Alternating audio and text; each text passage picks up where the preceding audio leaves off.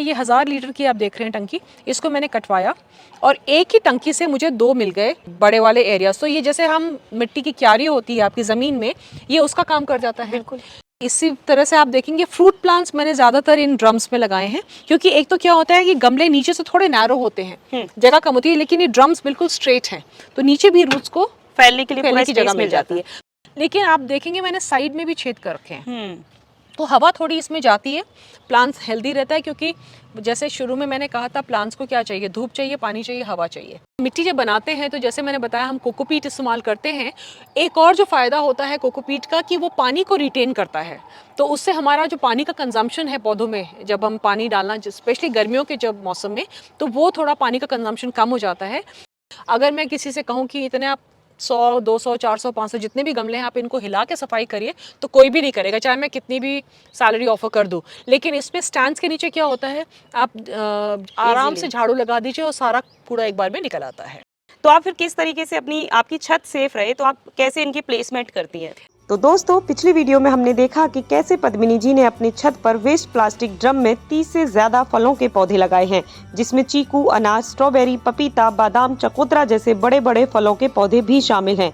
आज पार्ट 2 में हम पद्मिनी जी से जानने वाले हैं कि कैसे छत पर फ्रूट प्लांट लगाने के लिए पॉट तैयार करें, हल्की मिट्टी कैसे रखें, कब कौन सी खाद डालें और भी बहुत सी ऐसी टिप्स जो आपकी छत पर फ्रूट गार्डनिंग को आसान और सस्ता बना देंगी। तो वीडियो को अंत तक जरूर देखिए। इससे पहले यदि अभी तक आपने अपने YouTube चैनल यूनिक फार्मिंग को सब्सक्राइब नहीं किया है तो अभी सब्सक्राइब करें, साथ ही बेल आइकन भी दबाएं ताकि आगे आने वाली वीडियोस की नोटिफिकेशन आपको मिलती रहे। तो जैसे गमलों की बात हुई है, तो अब हम सीधे गमलों पर आ जाते हैं कि जैसे यहाँ पर मैं देख रही हूँ कि कोई भी प्लास्टिक ड्रम है या कोई भी कंटेनर है, उसका बड़ा अच्छा इस्तेमाल आपने किया है फ्रूट प्लांट्स के लिए। तो उसके बारे में आप क्या कहना चाहेंगी कि जब भी हम फ्रूट प्लांट्स लगाएं तो उन्हें कितने बड़े साइज के गमले में लगाना चाहिए? देखिए, लगने को तो 12-14 इंच का जो गमला होता है उसमें भी लोगों ने लगाया है। जैसे अब मेरा अंजीर का पेड़ आप देख रही हैं, उसमें फल भी आता है।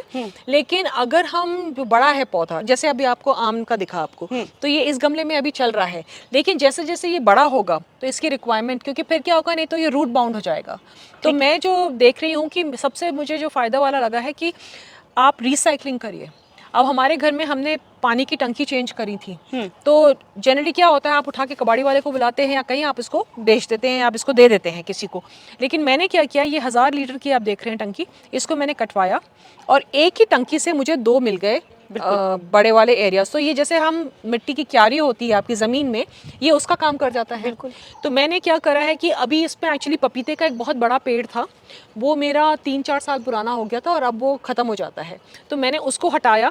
नहीं तो बीच में पपीता और फिर चारों तरफ छोटे छोटे गमले रख के आप उसमें से सब्जी ले सकते हैं। बिल्कुल सही। तो आप उसकी रूट्स को डिस्टर्ब नहीं कर रहे। लेकिन अभी आपका जो प्लांट है वो थोड़ा सा नीचे चला जाएगा, वो सीजनल है, तो उसकी रूट्स नीचे चली भी जाएंगी, तो वो नीचे से अच्छा से न्यूट्रिशन लेके वो भी अच्छा चलेगा और ये आपको डिस्टर्ब नहीं होगा जो मेन प्लांट है। सिमिलरली आप ये देख रहे हैं एप्पल बेर, राइट, ये लगा है डायरेक्ट उसमें, लेकिन उसके चारों तरफ आप देखिए मैंने ये तसले वसले रखे हुए हैं जिसमें थोड़ी धूप आती है, सब्जी मिल जाती है। अब मैं क्या करूँगी, इसमें छोटे गमलों में मैं लगाऊंगी सेम या जो मेरी जो क्रीपर्स हैं वो लगा दूंगी, तो वो जब ऊपर चढ़ जाएंगे उसमें से सब्जी, लेकिन वो इस मेन को डिस्टर्ब नहीं करेंगे। बिल्कुल। तो स्पेस का एक फिर आप यूज़ कर सकते हैं। ये वाले जो आपके ड्रम्स आते हैं, ये मैंने ड्रम्स लिए थे और इसको मैंने कटवा के 2 बनाए। इसमें मैंने नीचे तो छेद करे ही थे एरेशन के लिए, लेकिन आप देखेंगे मैंने साइड में भी छेद कर रखे हैं, तो हवा थोड़ी इसमें जाती है, प्लांट्स हेल्दी रहता है। क्योंकि जैसे शुरू में मैंने कहा था, प्लांट्स को क्या चाहिए, धूप चाहिए, पानी चाहिए, हवा चाहिए। तो अगर हवा अच्छे से मिलेगी तो वो जो मिट्टी है वो सूखेगी, बीच बीच में प्लांट्स को थोड़ा सा ग्रो करने का वो मिलेगा, चांस मिलेगा। तो इसमें बहुत ठीक रहते हैं ये प्लांट्स। तो इसी तरह से आप देखेंगे फ्रूट प्लांट्स मैंने ज़्यादातर इन ड्रम्स में लगाए हैं, क्योंकि एक तो क्या होता है कि गमले नीचे से थोड़े नैरो होते हैं, जगह कम होती है, लेकिन ये ड्रम्स बिल्कुल स्ट्रेट हैं, तो नीचे भी रूट्स को फैलने के लिए फैलने की जगह मिल जाती है। फिर दूसरा ये होता है कि साल में जब आप एक बार इसको आप जब जैसे इस टाइम पे आप थोड़ा मिट्टी को रेक करिए और ऊपर जो फाइब्रस रूट्स हैं थोड़ी वो हटा दीजिए।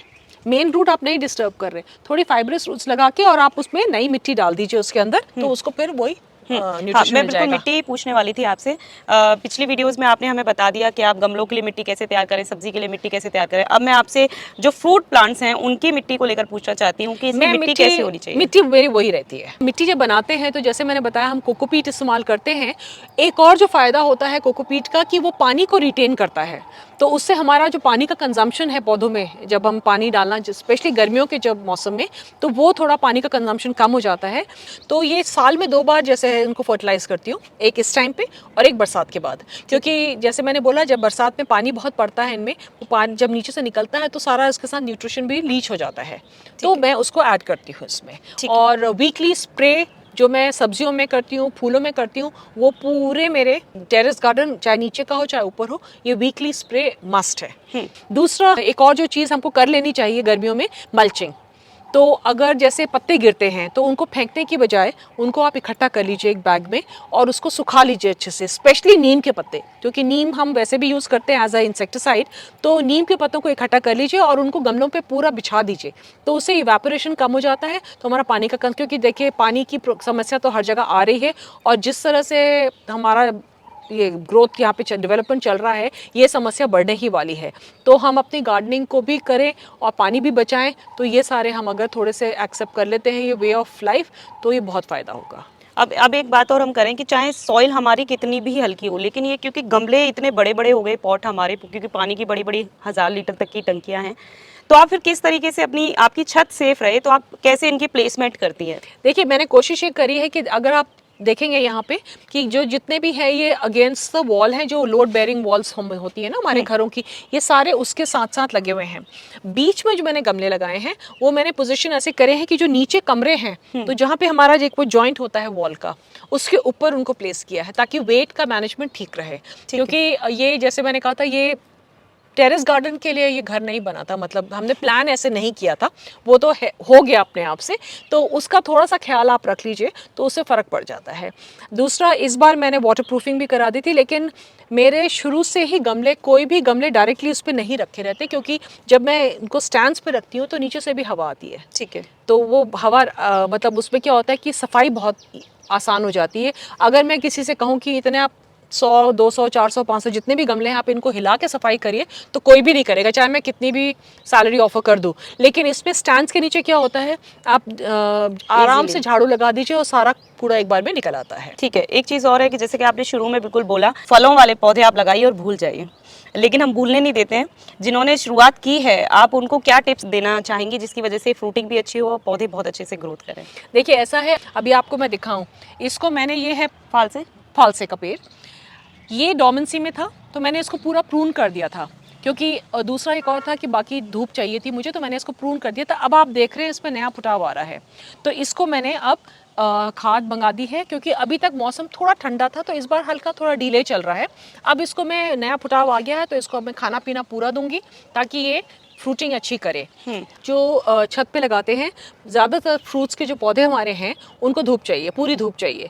लेकिन अगर आप ऐसे कर सकते हैं कि आपकी छत पे आप देख लीजिए, अगर तो पूरे टाइम धूप आती है तब तो आपको कोई प्रॉब्लम नहीं है, आप उसको लगा दीजिए। लेकिन जैसे मैंने कहा था, आप देखते रहिए, साइंस आप देखते रहिए। अगर लगता है कि पौधा स्ट्रेस में आ रहा है तो हल्का सा ग्रीन नेट आप उसको दे सकते हैं, लेकिन पानी का जो है रिक्वायरमेंट वो आप देखिए ज़रूर। इसको ओवर वाटरिंग नहीं करनी। आप जब सॉइल, जब आप ऊपर से देखेंगे 1-2 इंच, अब थोड़ा सा अंदर डाल के, उंगली डाल के टेस्ट कीजिए, जब आपको देखे कि ये 1-2 इंच तक ये सूखी है मिट्टी, तब आप उसमें पानी डालिए। और जैसे मैंने शुरू में भी कहा था कि जब आप ड्रम्स में भी लगाते हैं तो नीचे से आप अच्छे से उसमें, मैं क्या करती हूँ, इन ड्रम्स में नीचे से थर्मोकोल बिछाती हूँ।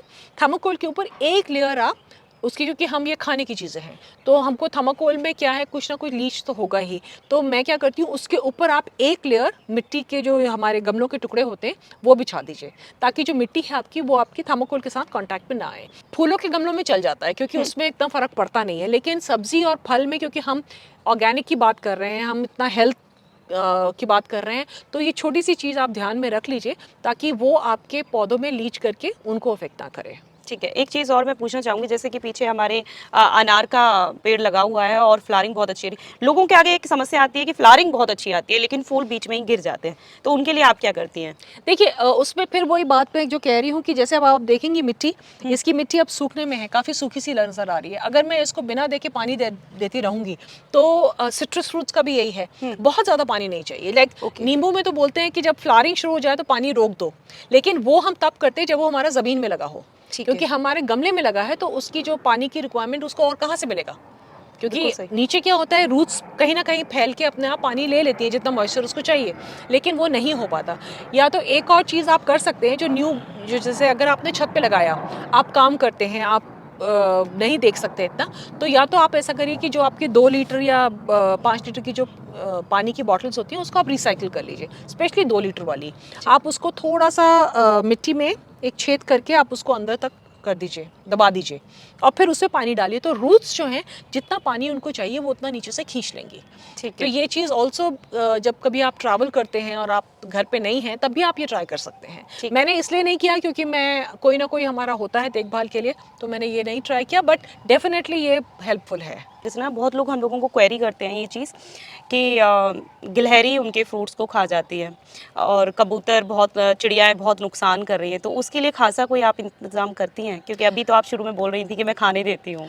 करना पड़ेगा, बिकॉज आप कितना बचाएंगे। अब आपको मैं पीछे दिखाऊं, मैंने गन्ना लगा रखा है, लेकिन अब उसमें जो गन्ना मिलता नहीं है, क्योंकि गिलहरी जो है संडे आपको बहुत अच्छा हेल्दी गन्ना होगा आपका, बीच में से गिलहरी ने खा दिया है और वो कुछ दिन के बाद वो टूट के गिर जाएगा। तो आप फिर उसे गिलहरी से बचाने के लिए क्या करने वाली हैं? मैंने अभी तो कुछ नहीं करा है उसमें, लेकिन कहते हैं कि अगर बाल को थोड़ा सा रैप करके उसको डाल दो तो गिलहरी नहीं आती है, तो मैंने ट्राई नहीं किया है उसको अभी, क्योंकि अगर 10 गन्ने लगे हैं, 1-2 खा भी लिए तो ठीक है। ठीक है, तो आपके गार्डन में चूहों की प्रॉब्लम है? चूहों की प्रॉब्लम बीच में हुई थी, तो मैंने थोड़ा सा जाल लगाया था, लेकिन फिलहाल अभी नहीं है, इस टाइम नहीं है। हाँ, मैं जैसे मैंने पहले कहा था, हमारे वहाँ चिड़िया का है, पिकॉक्स का बहुत ज़्यादा है यहाँ पे, और बंदर DLF वगैरह में तो बहुत आ गए हैं, यहाँ भी कुछ सुनाई दे रहा है, पास में है, तो मैं अब जब तक नहीं है तब तक खैर बना रहे हैं। आपका ये जाल आपकी थोड़ी हेल्प करेगा? ये नहीं करेगा, क्योंकि साइड से बंदर बहुत इंटेलिजेंट होते हैं, बंदर बहुत स्मार्ट होते हैं, ये पिकॉक्स को भी नहीं कर पा रहे पूरा, लेकिन ये जो चीज़ें हैं इनको कुछ कर नहीं सकते। ये नाला रिपेयर हो रहा है, वो पूरी बेल्ट खराब उन्होंने पूरी उजाड़ दी है, तो वो चिड़िया कहाँ जाएंगे, वो पिकॉक्स कहाँ जाएंगे? वो हमारे ही टेरेस पे आएंगे, उनको यहाँ पे मिलता है खाना, उनको सब कुछ मिलता है, तो वो आते हैं यहाँ पे। चलिए ठीक है, बहुत अच्छी चीज़ें मैम ने बताई हैं हमें, और फ्रूट गार्डनिंग से रिलेटेड जो भी चीज़ें होनी चाहिए, जो भी केयर हमें जिस तरीके से करनी चाहिए, वो सारी बातें पद्मिनी जी ने बहुत ही अच्छे से एक्सप्लेन करी है। अगर ये वीडियो आपको ज़रूर पसंद आई है तो लाइक और शेयर करना ना भूलें और चैनल को सब्सक्राइब करें। धन्यवाद।